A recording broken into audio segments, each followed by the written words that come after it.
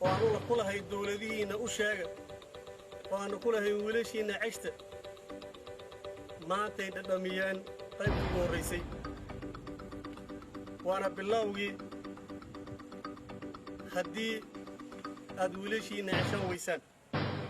أنت وأنا وناكسنا غيرتها وذا أنكو صاحبنا يويد الكيبة ملول بوا جوكتان وحن الله إنه وقت قايدين وعنا هذا لما أنت بموقالك اللي جري عيد وربا موقالك اللي جري سبحان الله سبحانه وتعالى عنك قبر ينا أموره إلا ده إلهي وسهل إلهي سبحانه وتعالى أنا أولاد دوب بركية أنت أولاد دون كان إلهي أولاد بارية حسي أنت جردون كان جور وناكسني مستقبل وناكسني إبوين حسيه غافل بموقالك الشير تكوق بتاع اللي جريانا وحرب سبحانه وتعالى عنك قبر ينا مال الدنيا إيسن فيل إنه إلهي سبحانه وتعالى وسيا دم بجود دم بجوالد كودنا إبوين وين ودافع رب سبحانه وتعالى أنا وكعز ما جنة الفردوس الأعلى حاسدك وحلا النهي ومن شر حاسد إذا حسد الحاسد لا يفلح بإذن الله الكريم وحكودا بيني هوك قصاره وهذا ما أنت رب سبحانه وتعالى أن ودي سنة أمورها الله نهين وإلهي نسأل اللهم لا سهل إلا ما جعلته سهلا فاجعل أمورنا وأمور المسلمين كلها سهلة رب سبحانه وتعالى وحن وديني إن أنت ودي سنة إن أنت حنوصلين وإلهي سبحانه وتعالى حنونك وكدر قاضو ومدى الصومالي ملو بيجوكتنا إن إلهي قرقار كيسا نسر كيسا وسيا فرج قرقبنا صومالي وفرو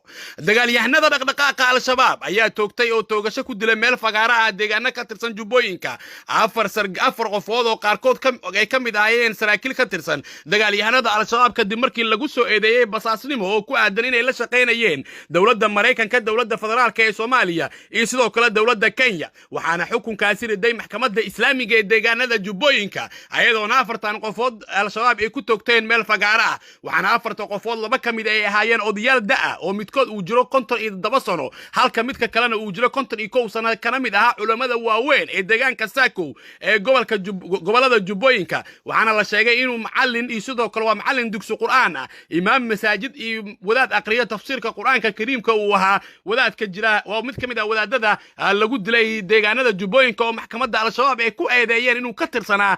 sirdoonka Mareykanka iyo waliba kan Kenya iyo kan dawladda federaalka ee Soomaaliya maxkamadda islaamiga ee al-shabaab ee Jubbooyinka sida qoraalka lagu sheegay waxay xukun ku leedahay ilaa 4 qofood oo ka tirsan jawaasiista Mareykanka u shaqeysa waa sida al-shabaab bayaan ay soo saareen ay ku sheegeen waxa kamid ah dadkaasi Sheekh Maxamed Aadan Xasan Maxamed Khayr oo konton iyo kow sano jir ah waxaana wadaadkan muddo fog uu ahaa wadaad aqriya tafsiirka Qur'aanka Kariimka ah waxaana uu ku sugnaa deegaanka Saako sida ay noo sheegeen dad badan oo yaqaan Sheekh Maxamed Aadan Xasan oo shalay al-shabaab ay ku toogteen deegaanka ka tirsan Jubbooyinka Sheekh Maxamed wuxuu kooxda al-shabaab u xirnaa ku dhawaad 7 sano asoo isla markaasi ay ku eedeeyeen ama maxkamadda ay ku eedeysay in uu la shaqeynayay sirdoonka Mareykanka iyo sidoo kale qaramada midoobe kuwaasi oo uu kula kulmay xirada xalan leh waa sida qaadiga al-shabaab ee xukunka dilka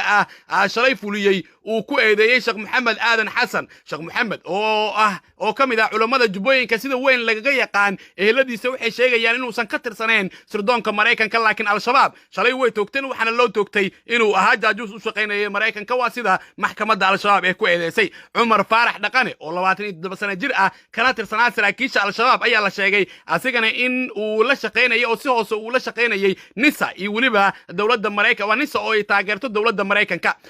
Usmaan Faarax Dhaqane waxa la sheegay in howlo badan uu soo qabtay hay'adda NISA iyo Mareykanka waxaana la sheegay in howlgallo uu fuliyay taasna ay keentay in dilkiisa ama ay dilaan ama ay disho maxkamadda al-shabaab ee Jubbooyinka ay shalay xukunka fulisay waxaana ahaa sargaal ka tirsan al-shabaab sida aan ka soo xiganay ila muhiim ah علي عبد الرحمن عبدي وأساساً كتر سنة الشباب دادي سنة لغو شيغي صدر إصدح سنة جير أيام محكمة شلاي أي كتوغتي ديغانا جوبوين ككدي مركي لغو أيدي إنو أهاب بساس وشاقين أي سردون كدولة فدرال كان لكن سردون شاقين إنو لشاقين أي لما شاقين لكن وحي الشباب أي شاقين إنو لشاقين أي وأوس ولشاقين أي سردون كالنساء نينك أقود دا وين أي شلاي محكمة دي توغتي وحالي هذا عبدي سهل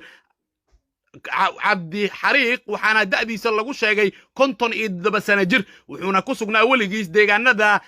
Jubbooyinka gaar ahaan dhulka Kenya ee maamusho waxaana xiliyada qaar uu imaan jiray deegaanada al-shabaab waxaana la sheegay al-shabaab ay ku eedeeyeen in ninkan 57 sano jirka ee kamidka ah 4 qofood ay shalay ay toogteen uu la shaqeynayay sirdoonka Kenya taasna ay keentay in maxkamadda xukun dil ah ay ku leedo kadib markii cadeemo lagu helay waxa dhawaan sidoo kale maxkamadda dagaalyahanada al-shabaab ee gobolka gado deegaanka ceelcadde dabaad ka hor ay ku toogatay 4 qofood oo 3 ka mid ah la sheegay in al-shabaab ay ka tirsan yihiin sida dadka qaar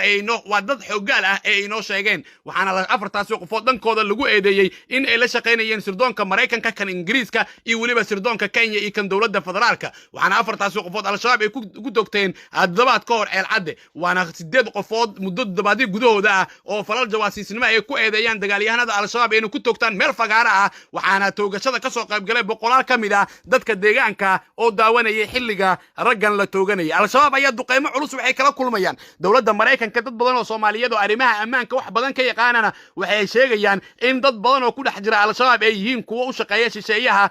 kuwaasi oo ka dambeeya duqeymaha lagu dila saraakiil badan oo ka tirsan dagaalyahanada al-shabaab wixii arrimahan ku soo kordha halkan ka daawo